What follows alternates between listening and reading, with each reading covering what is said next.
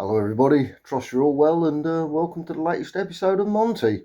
Now, I've got to say before we do anything, I was a bit disappointed in the last video. I didn't think it came out very well. It was a bit out of sync in places and I didn't really like it.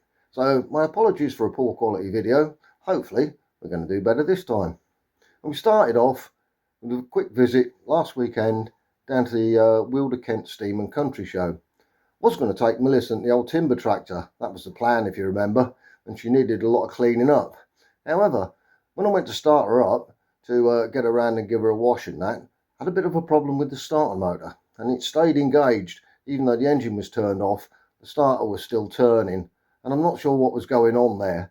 I think there's a bit of a short circuit somewhere in the electrics, because even with the isolator turned off, the starter was still going, and the only way to stop it was disconnect the battery. So, abandon that idea. Best have a look at the Tonka. I know it wouldn't build its air up. Maybe that's an easy fix. As it turned out, it was nothing more than the air tap had been pushed open by what looked like a passing sheep, because there was a clod of wool stuck on the tap and a few other bits stuck to the leaf springs and the back of the cab. So with the tap shut and the air built up nicely and everything seemed to be okay. So off we went down to the show with the little Tonka once it had had a wash and polish and a clean up, and here we are in the sun at the show and we're looking good. Whole weekend was excellent. Bit dry and dusty, but well, at least that's better than wet and miserable. There's a good few other trucks to see, another Militant, a couple of Matadors and various other bits and pieces. Not everybody had a good weekend though. There was some up with this Harris's Funfair Matador. Looked like they got a water pump issue and it was getting a bit of on-site repair, but I'm sure they got it sorted and everything was okay. Monday morning, and we're back on Monty then, and the plan was quite a couple of days painting all the nuts and bolts and bits that we'd fitted recently. It starts off fine, and I'm sitting there, a little brush and a pot of paint, just going around tidying them up. Once all the bolts are painted, like these hubcap bolts, then I can fit the brake drums on properly, and that's where the fun started. Each drum's secured with 4 studs with these slotted nuts and split pins in. And as you can imagine, during Monty's career, brake drums have been on and off a few times. And, well, people haven't bothered taking the split pin out. I've done it myself a few times over the years. You just wind the nut off, it chops the split pin out, and you get the nut off, and then you can sort the stud out afterwards. Most of the studs on Monty's wheel hubs have still got the remains of the split pin stuck in, and various other nuts have been jammed on previously to hold the nuts on. Now, that could have happened at any time during his life, even in the army. I'm sure that sort of thing happened. Any nut will do, as long as it fits. So before I start fitting the drums, I've got to go around and sort the little studs out. We start off, wire brush, clean the threads up, so we can actually see where the split pin is.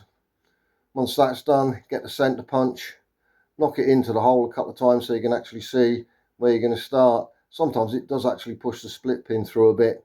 As you can see though, we've got a good start there for drilling it out. Off we go, drilling the split pin out. You're doing it very carefully.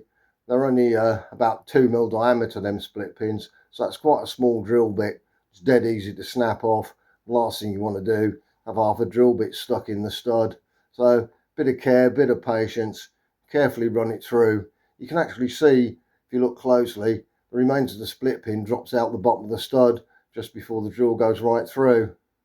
Once it's through, just run it up and down a couple of times to make sure the hole's clear. Then get our shiny new split pin. Just check, make sure it fits. Yep, that's okay. We get our nice clean nut out of our bag of nuts that we've sorted out, and then we drop it in the weeds and spend the next 5 minutes shuffling about under the truck trying to find it. It never falls where you think it's going to. It always bounces and rolls off somewheres, disappears into the nettles. So 5 minutes spent finding the nut. Try the nut on the thread.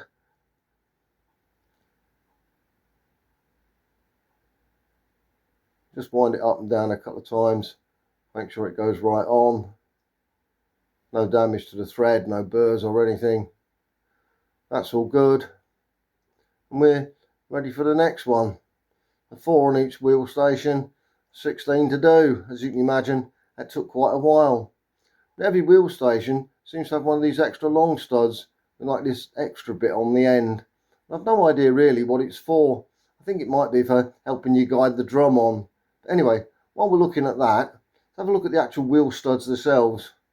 The shank bit at the bottom of the stud is what the brake drum actually locates on, and they're quite a close fit, so they need to be cleaned, all that paint overspray removed, so that you can actually get the drum on. And thinking a bit positively here, these drums are going to have to come off again at some point, so good smear of copper grease around them studs. It's going to help release that drum whenever it's got to come off again.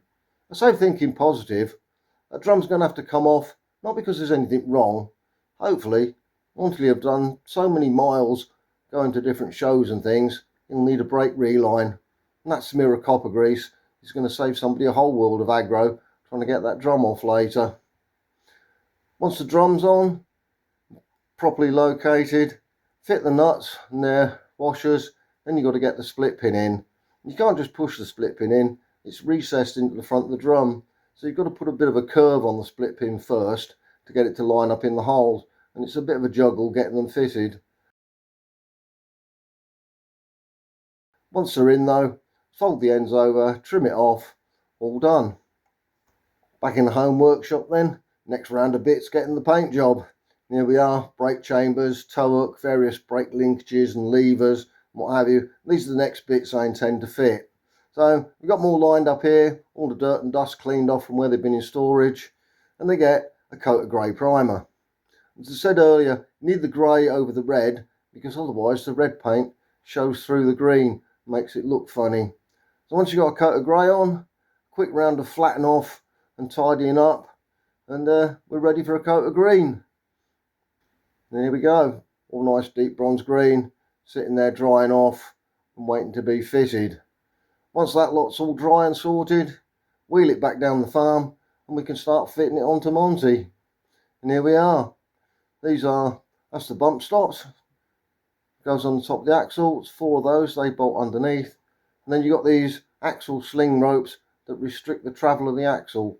Now they hang on these brackets on the inside of the chassis, loop round the axle and simply stop it moving too far. And each one of these ropes is held on by one of these big long bolts that goes right through the chassis from one side to the other. So before we put them in, we're going to give them a quick smear of copper grease as well, so they fit right through. Another bit, you've got these breather pipes. Had a bit of a problem here, one breather pipe for each diff, and Monty's original ones were in a very poor state, and I did try repairing them and straightening them up. No, as you can see, that one didn't want to have it. It's now got a hole in it and it's not very straight, and there's still a lot of corrosion on that. So I thought, never mind, I've got 2 from the donor Militant, we'll clean them up and we'll use them. So I put them in the bucket of citric acid stuff to clean the rust off, and they should sit in there for about 12-24 hours. But no, I forgot about them and I left them in there for about 6 weeks. Yes, they're nice and clean, but the citric acid has actually eaten the metal away. If you look at this union, there isn't enough of it left to actually hold that pipe in. And as for the pipe itself, again, it's all nice and clean. There's not a lot left of it though. It's very flimsy and very full of holes. So, a bit of an own goal on that one. And the only answer was buy some new pipe and make some completely new ones using Monty's old unions. So we got round the problem and they look quite nice. So here we are, all our bits on, brake drums are secured. And you can see now, that's the axle slings there. They have them big washers on the front and the bolts that go through the chassis. And all that's tidied up with our little bit of green paint. It does look a slightly different colour than the existing paint that's on there, but that's because it's fresh and it's still wet, and the other paint has got a fair bit of dust and dirt on it, as you can see. You can't escape that being down the farm. You can almost write your name in it. Give it a couple of days and the new paint will look just the same colour as the old paint. So there we are. That's our axle completely built.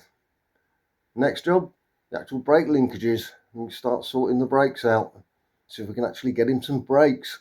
That'll be a first. Hasn't had that for a long time, but we'll save that for the next episode. Anyway, thanks for watching this one. I hope it came out better than the last one, and yeah, we'll see you in the next episode. Bye for now.